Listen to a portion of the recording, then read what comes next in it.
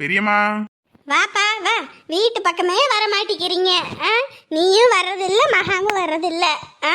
ஆமா பெரியம்மா, நாங்க வர்றதில்ல. நீங்க அத டெய்லி அங்க வந்துட்டு வந்துட்டு போறீங்க. என்னப்பா பண்றது, உங்க பெரியப்பாவுக்கு தான் உடம்பு சரியில்லைல்ல, அதனால இங்கேயே எனக்கு நேரம் சரியா போயிருது. இப்ப என்ன மறுபடியும் உடம்பு சரியில்லையா? இல்லப்பா, வெடன்னு வருது அப்படின்றாரு. அதான் சரி மாத்திரை கொடுத்து ஏதாவது படுக்க வச்சிருக்கேன். ஓ சரி சரி. எங்க வாயடிய காணோம்? நே காதுல கீது விழுந்துச்சுன்னு வைங்க, நான் வாயடியன்னு வரிஞ்சு கட்டிட்டு வந்துருவா. ஏன் வெளியில போற ஓனர் எடுத்து வேட்டிக்குள்ள விட்டுக்கிறீங்க? அதுவும் சரிதான். ஆளையே காணோம். வீட்டுக்கு தூரையா, அதான் புள்ள உடம்பு முடியலன்னா அதான் சரி படுத்து தூங்குமா அப்படின்னு சொல்லி படுக்க வச்சிருக்கோம். அப்படியா? நான் கடைக்கு கூட்டிட்டு போகணுமேன்னு நினைச்சிட்டு வந்தேன். கடைக்கா? என்ன கடைக்கு? சொல்லாதீங்கண்ணே. அது ஒன்றும் இல்லை. என்னப்பா போமா? அம்மா கடையை பார்த்துக்கிறீங்களா? அண்ணனோட நான் போயிட்டு வந்துடுறேன். சரியா, நான் பார்த்துக்கிறேன். அண்ணி வராங்களா? எப்படி உங்க அண்ணி வராமையா? உங்க அண்ணி உமா அவங்க எல்லாமே ஆட்டோல வந்துருவாங்க. சரி நம்ம சைக்கிள்ல போறோமே, உன்னையும் கூட்டிட்டு போவோம்னு தான் வந்தேன். எல்லாரும் போறீங்களா? என்னப்பா, என்ன விசேஷம்? ஆடா அதெல்லாம் ஒரு விசேஷமும் இல்ல, சும்மா அப்படியே போயிட்டு வர்றதுதான். வீட்லயே இருக்கிறதுக்கு சலுப்பா இருக்கும்ல. இன்னைக்கு அதுவும் இல்லாம தோட்டத்துல வேலையும் இல்ல, அதான் அப்படியே டவுனுக்கு போயிட்டு வரலான்னு. அதுவும் சரிதான்பா, எப்பயும் வேலை வேலை வேலைன்னு காட்டிலே கடைன்னு கிடக்குறீங்க. போயிட்டு வாங்க எல்லாரும் போயிட்டு வாங்க. மருமக நல்லா இருந்தா கூட அனுப்பி விடலாம், மருமக வேற வயிறு வலின்னு போய் படுத்துடுச்சு. அது நாளைக்கு எதுவும் சரியாயிரும், அப்ப எதுவும் கூட்டிட்டு போவோம். சரி பெரியம்மா, உங்களுக்கு என்ன கலர் ரொம்ப பிடிக்கும்? அப்படியெல்லாம் ஒண்ணும் இல்லையா. சொல்லுங்க பெரியம்மா, என்ன கலர் உங்களுக்கு ரொம்ப பிடிக்கும்? என்னது? அம்மாவுக்கு இந்த சாண்டில் கலர்னா ரொம்ப பிடிக்கும். அப்படின்னா? அதான் அந்த சந்தன கலரு. ஓ சரி சரி. ஏன்பா எது கேக்குற? சும்மாதான் கேட்டேன், இதுல என்ன இருக்கு? என்னமோ பண்றீங்க, ஆனா என்ன பண்றீங்கன்னு தெரிய மாட்டேங்குது. கேட்டா அது இதுன்னு மழுப்புறீங்க. சரி என்னமோ பண்ணுங்க. அப்புறம் பெரியம்மா, நான் அதை சொல்லணும்னு நினைச்சேன், இந்த அங்கிட்டு போயிட்டு வரவும் மறந்துட்டேன் பாருங்க. உங்க கூட இந்த செவந்தி அம்மா ஒருத்தவங்க வந்தாங்கல்ல? ஆமா செவந்தி, ஆமா. அவளுக்கு என்னப்பா? அதே இன்னைக்கு நான் இங்க வரலான்ட்டு வந்துகிட்டு இருந்தேன். அப்ப அவங்களோட பையன் மருமவன் சொல்லிட்டு 2 பேர் வண்டியில வந்தாங்க. வீடு எங்கன்னு சொன்னாங்க. நான் இங்கேதான் நம்ம வீட்டை காட்டி விட்டேன். அவங்க இங்க இல்ல, செவந்தி அம்மா எங்க இருக்காங்களோ அங்க காட்டுங்கன்னாங்க. அதுவும் சரி சரோஜாக்கா வீட்டுக்கு வழி அனுப்பி விட்டேன். இது வழி அனுப்பி விட்டியா? என்னப்பா சொல்ற? ஏன் பெரியம்மா? ஐயோ, அன்னைக்கே அவங்க வீட்டுக்கு போனதுக்கு அவளை கழுத்தை பிடிச்சி வெளியே தள்ளி எங்களை வாய்க்கு வந்தபடியெல்லாம் பேசி அவ்வளோ கஷ்டப்படுத்தி அனுப்புனாங்கப்பா. அப்படி இருக்கும்போது அவங்க எதுக்கு இங்கே வந்திருக்காங்கன்னு தெரியலையே. ஐயோ, இதெல்லாம் ஒண்ணு இருக்கா? இதுல எனக்கு தெரியாதே பெரியம்மா, நான் வேற வழி காட்டி விட்டேனே.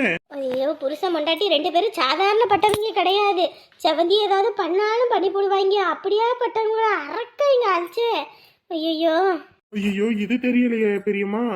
அது சரோசக்கா எல்லாமே இருக்காங்க, அப்படிலாம் எதுவும் ஆக விட மாட்டாங்க.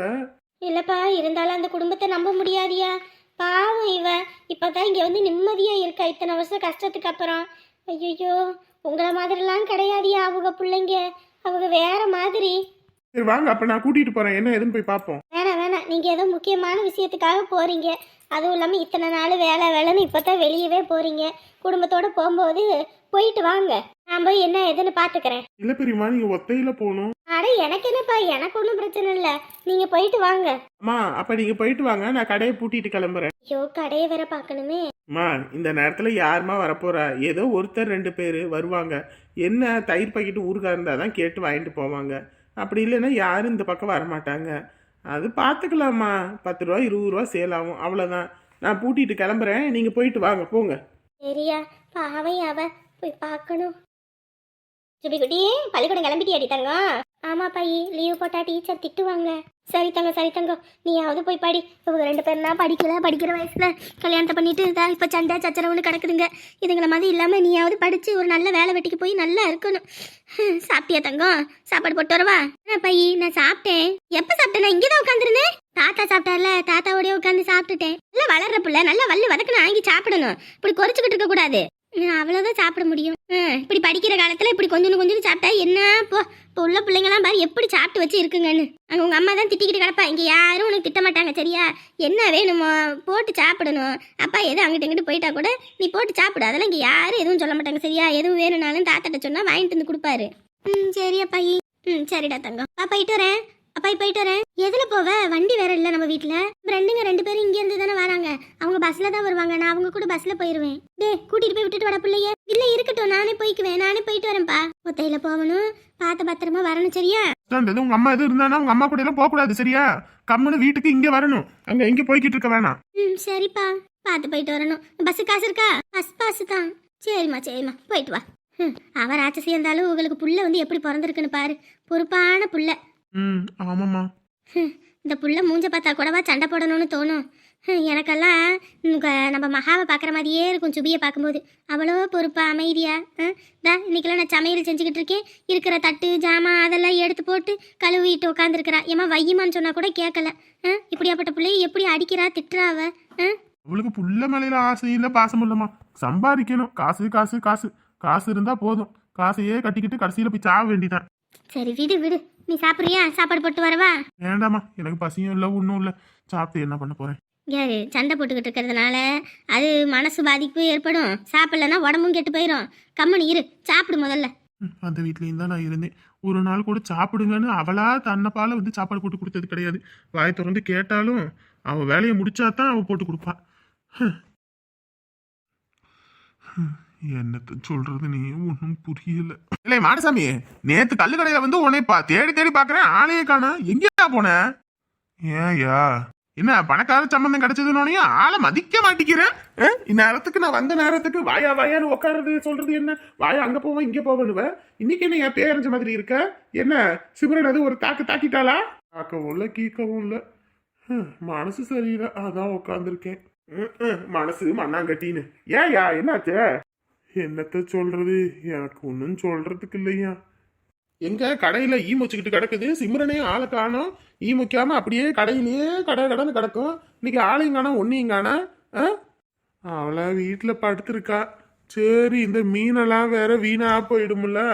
அதான் சரி கடையை திறந்து வச்சு இதை மட்டும் வித்துவிட்டு அப்புறமேட்டுக்கு லீவை விடுவோன்ட்டு தான் உட்காந்துருக்கேன். யாராவது வந்தா கொடுத்துட்டு கிளம்புவோன்னு. என்னையா மாடசாமி ரொம்ப பொறுப்பாளி மாதிரி பேசுறியே? இந்த அளவுக்கு பொறுப்பாளி இருக்க கூடாது. அதெல்லாம் நம்ம சங்கத்துக்கு ஆகாதே. அட நீ வேற கம்முன்னு ஆறுமுகம். மனசே நொந்து போச்சு. யாரை நம்புறது என்ன பண்றதுனே ஒன்றும் புரியல. ஏன் என்னாச்சு? ஆத்தாடி என்னையா இம்புடு தூரம் ஆகி போயிருக்கு. ஒரு வார்த்தை சொல்றதுக்கு என்ன உனக்கு?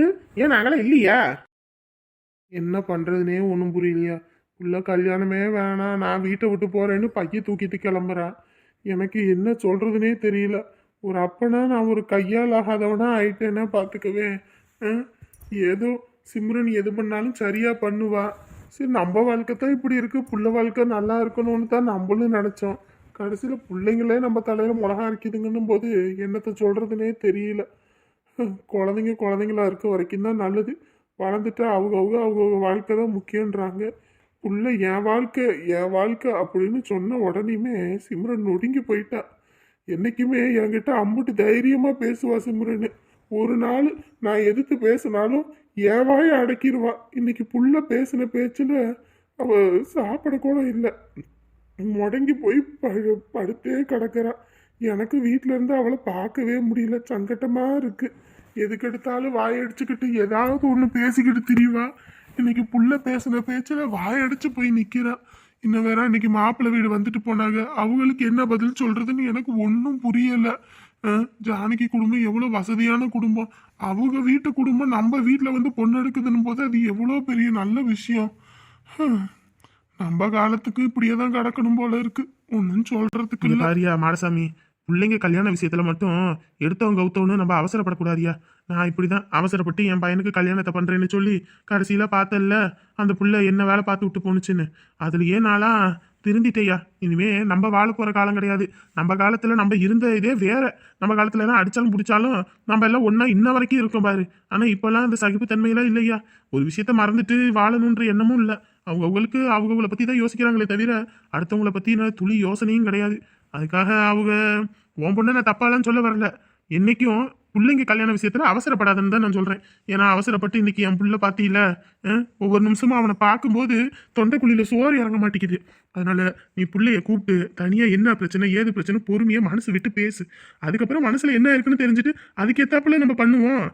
வாழ்னு கத்துறதுனால இங்க எதுவும் மாறிடாதியா. நான் பட்ட வேதனை எதையும் நீ பற்றக்கூடாது சரியா? நீ பாட்டுக்கு வற்புறுத்தி பிள்ளைய கல்யாணம் பண்ணி கொடுத்து கடைசியில பிள்ளை வாழாம வந்து உட்காந்து இருந்துச்சுன்னா அப்போ மனசு எம்பிட்டு வேதனைப்படும். அதனால என்ன ஏதுன்னு விசாரிச்சு அதுக்கப்புறம் ஒரு முடிவு எடுப்போம். எடுத்தவங்க கவுத்தன்னு எதுக்கு ஒரு முடிவு எடுக்கணும், பின்னாடி வருத்தப்பட்டுக்கிட்டு இருக்கணும். 4 பேர் ஐயோ பிள்ளைய பார்க்க வந்துட்டு போயிட்டு இப்போ நம்ம வேணாம்னு சொல்றதுனால 4 பேர் 4 விதமா யோசிப்பாங்களோ இல்லை எதுவும் நினைப்பாங்களோ அப்படின்னு நினைக்காத. அந்த 4 பேர் என்னைக்கு நமக்கு வந்து சோறு போட மாட்டாங்க, புரியுதா?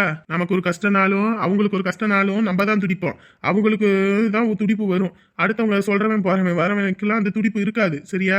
நாளை பின்ன நம்ம புள்ள நல்லபடியா வாழ்ந்தா பிரச்சனை இல்லை. கஷ்டப்பட்டா என்ன பண்றது? அதனால எது நல்லது எது கெட்டதுன்னு நமக்கு தெரியும். அவங்க கிட்ட மனசை விட்டு பேசி அதுக்கப்புறம் கல்யாணத்தை முடிச்சு வை. ஏமா வேற எதுவும் பிரச்சனையா அப்படின்னு கேளு, இல்ல யாரையும் மனசு விட்டு விரும்புறியா அப்படின்னு கேட்டு பாரு, எதுவும் தெரியும்ல. ஆமையா இருமுகம், நீ வந்து பேசணுன்னு தான் எனக்குமே மனசு கொஞ்சம் தெளிவா இருக்கு. எனக்குமே இன்ன வரைக்கும் என்ன பண்றது ஏது பண்றதுன்னு தெரியாம மண்டமுலையே வேலை செய்யல. அதான் அப்படியே இங்கே உக்காந்துட்டேன். நீ வந்தோன்னு தான் கொஞ்சமாவது எனக்கு தெளிவா இருக்கு. நான் பேசுறையா பிள்ளைகிட்ட கேட்குறேன் என்னம்மா பிரச்சனை ஏதுன்னு. அப்புறம் நான் ஒரு முடிவு கட்டுறேன். அவ்வளோதான், வருத்தப்படாம இரு. கஷ்டப்பட்டு இத்தனை வருஷம் வளர்த்து ஆளாக்கிட்டோம். ஆளாக்குனதுக்கு அப்புறம் அவங்களோட வாழ்க்கையில கஷ்டம்னு ஒன்று வந்துருச்சுன்னா கல்யாணத்துக்கு அப்புறம் என்ன பண்றது? நம்ம தானே இது துடிச்சு போய் கிடக்கணும். எது நல்லது எது கெட்டதுன்னு நம்ம பேசி முடிவு பண்ணுவோம். முதல்ல வாழ்னு கத்தாம பிள்ளைகிட்ட நீ உட்காந்து கூப்பிட்டு வச்சு பேசு, சரியா? சரி. இங்கேதான் வேலை சரியா நீ? இங்கதான் இருக்கேன். என்ன சொல்லாம கொள்ளாம வந்திருக்க? சொல்லாம கொள்ளாம வந்திருக்கடா. அடியே மாப்பிள்ள போன் போட்டு சொன்னது எனக்கு உயிரே இல்லாம நான் ஓடி வந்திருக்கேன்டி. நீ எனக்கு என்ன வந்துச்சு இங்க வந்து உட்காந்துருக்க? வீடெல்லாம் தேடி அங்க அலைஞ்சு இங்க திருச்சு இங்க வாரேன் நானு. என்ன ஆயிப்போச்சு? எதுக்கு இப்ப நீ அழுதுட்டு கிடக்குற? அதாம எப்படி இருக்க முடியும்? நான் தான் வாழ வேண்டிய வயசுல வாழாம உங்க அப்பன் போய் சேர்ந்துட்டு உன்னைய வச்சுக்கிட்டு கஷ்டப்பட்டேன். இன்னைக்கு அதே நிலைமை உனக்கா? மாப்பிள்ள நீ வேண்டவே வேண்டான்னு சொல்றாரு. அந்த அளவுக்கு என்னடி பண்ணின? பிள்ளைய வேற கூட்டிட்டு போயிட்டாராம்ல. என்னடி நடக்குது இங்க? நல்லா நரடி வந்தாரு ஊர்ல இருந்து. வாய வச்சுட்டு கம்மனியா இருக்கிறது இல்ல. ஏதாவது ஒண்ணு சொல்லி குடும்பத்தை கெடுத்துக்கிட்டே தான் இருப்பியா நீ? எதுக்கு அழுதுகிட்டு இருக்க? இப்ப நான் என்ன அழுதுகிட்டா இருக்கேன்? அவங்க தலையில மண்ணவாரி போட்டுக்கிறாங்கன்னு நம்ம என்ன பண்ண முடியும்?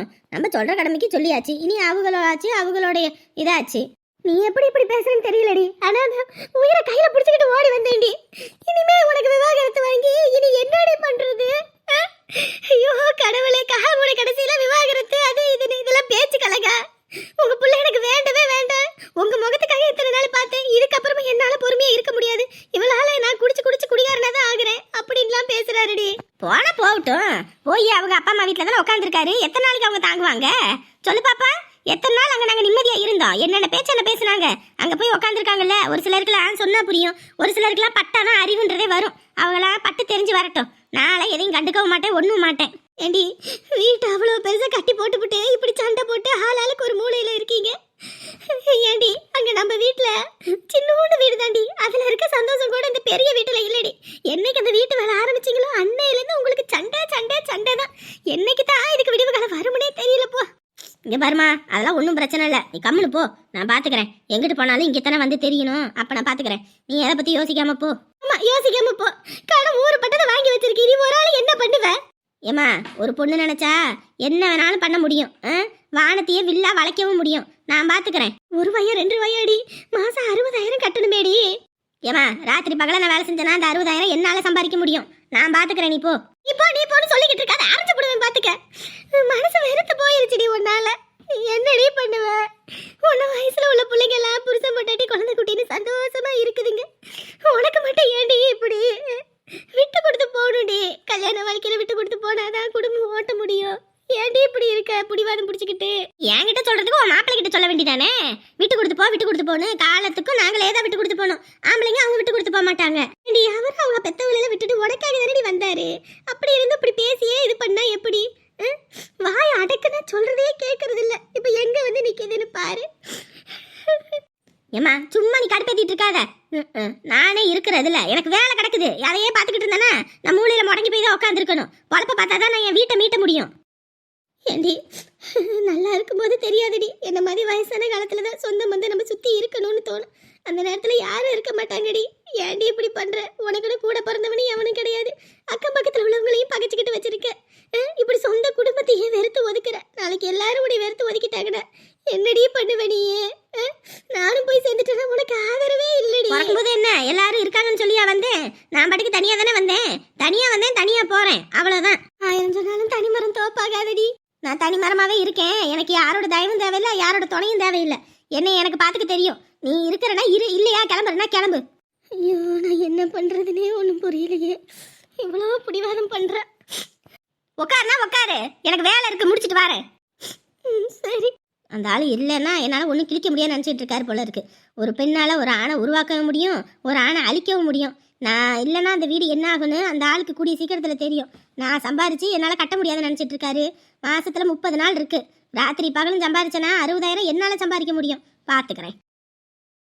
எப்பா, இதை மட்டும் பொறிச்சு எடுத்துட்டா வேலை முடிஞ்சது சாமி. இதில் உக்காந்தா ஒரு நாள் பொழுது இதிலே ஓடிடும் போல இருக்கே. காலையில் எத்தனை மணிக்கு? 5 மணிக்கு ஆரம்பிச்சேன், இன்னும் செஞ்சுக்கிட்டு இருக்கேன்.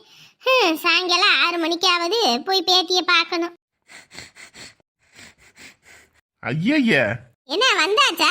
என்ன மோப்பம் பிடிச்சிக்கிட்டே வரீங்க? நான் கூட என்னமோ ஏதோன்னு பயந்துட்டேன். என்னடி பண்ணிக்கிட்டு இருக்க? முறுக்கு சுட்டுக்கிட்டு இருக்கேன். ஏடி, நீ முறுக்கு சுடுறியா இல்ல டிஎம்டி ராடு முறுக்கு கம்பி மாதிரி முறுக்கிக்கிட்டு இருக்கானே தெரியாது. எதுக்கு இந்த விபரீத வேலை? கடையில காசை கொடுத்தா வாங்கிட்டு போறது. பிறந்த நாளுடி புள்ளைக்கு. இந்த வேலையெல்லாம் பார்க்காதடி, கம்முன்னு இருடி. என்ன குறைச்சல்னா உங்களுக்கு தூக்கமே வராதே. முறுக்கு ஒண்ணு நான் செய்யல, வசந்தி அம்மா தான் சொல்லி கொடுத்தாங்க. அவங்க தான் இன்ன வரைக்கும் செஞ்சாங்க. இப்பதான் நான் செஞ்சுக்கிட்டு இருக்கேன். ஓ அப்படியா? அப்ப சரி. நான் கூட நினைச்சேன் பிறந்த நாள் அதுமா பிள்ளைக்கு முறுக்கு கொண்டு போறமே, பிள்ளைக்கு ஏதாவது ஆயிப்போச்சுன்னா என்ன பண்றதுன்னு தான். இந்த நக்கல் பேச்சுக்கு ஒன்றும் குறைச்சல் இல்லையே. அட நெசமா தாண்டி, நீ இது கண்டராவியெல்லாம் செஞ்சு கொடுத்து புள்ள உடம்பு சரியில்லாம போச்சுன்னா என்ன பண்றது? அதனால சொன்னேன். நீங்க தான் வாயிலே நல்லா வடை சுடுவீங்களா, வந்து சுட வேண்டியதானே. செய்ய முடியலனாலும் இந்த வாய்க்கு ஒன்றும் குறைச்சல் இல்லை. எனக்கு எதுக்குமா அந்த விபரீத விளையாட்டு? காசை கொடுத்தா பிள்ளைக்கு பிடிச்சதை வாங்கி கொடுக்கறது, அதை விட்டு செய்கிறேன் கொய்க்கிறேன்னு. அது சரி, நீ இங்க இருக்க, அவங்க எங்க ஆளையே காணோம். அவங்க பிள்ளைங்களாம் வந்திருக்காங்க, அதனால உள்ள இருக்காங்க. எனக்கு வந்திருக்காங்களா? என்னடி சொல்ற? ஆமா, செவந்தி அம்மா அவங்க பிள்ளைங்க வந்திருக்காங்க. பையனும் மருமகனும் உள்ள இருந்து பேசிக்கிட்டு இருக்காங்க. நான் பாட்டுக்கு இங்க சுட்டுக்கிட்டு இருந்தேன். பிரச்சனை அப்படி இப்படின்னாங்க. பிரச்சனை தான், ஆனா ஏதோ பேசி சால்வ் ஆவாங்களா என்னன்னு தெரியல. நம்ம போய் குடும்பத்து விஷயத்துல போய் மூக்க நுழைக்க முடியுமா? வெளியே இருந்து பேசினா பேசலாம், உள்ள பேசுறவங்களும் என்னத்த போய் பேச முடியும்? அதான் பேசிக்கிட்டு இருப்பாங்க போல. என்னங்க, வந்ததுலேருந்து நம்ம பாட்டுக்கு இங்கேயே உட்காந்துருக்கோம். உங்கள் ஆத்தா ரூமுக்குள்ளே போய் உட்காந்துருக்குது. வெளியும் வரவும் மாட்டேங்குது, ஒன்றும் மாட்டேங்குது. ஏண்டி, நீ நான் அன்னைக்கு பண்ணின வேலைக்கு நீயா இருந்தா இந்நேரத்துக்கு அவங்க வந்த அன்னைக்கு நம்ம 2 பேர் மாதிரி இருந்தா அடிச்சே துரத்தி இருப்பேன். எங்க அம்மாவை இருக்க போகும் வீட்டில் வந்து உட்காருங்கன்னு சொல்லிட்டு அது பாட்டுக்கு உள்ள இருக்கு. அதுக்குன்னு எவ்வளோ நேரம் இப்படியே உட்காந்துட்டு இருக்கிறது? கூப்பிட்டு கேளுங்க, பேசிட்டு உங்கள் அம்மாவை கூட்டிகிட்டு வர வழியை பார்ப்போம். நமக்கு ஊருப்பட்ட வேலை இருக்குது. நம்ம மாப்பிள்ளை நம்ம பிள்ளைய நல்லா வச்சுக்கணும். போங்க. அம்மா, இருமலா இருக்கு, கொஞ்சம் தண்ணி கொண்டு வாமா. அம்மா, தண்ணிமா.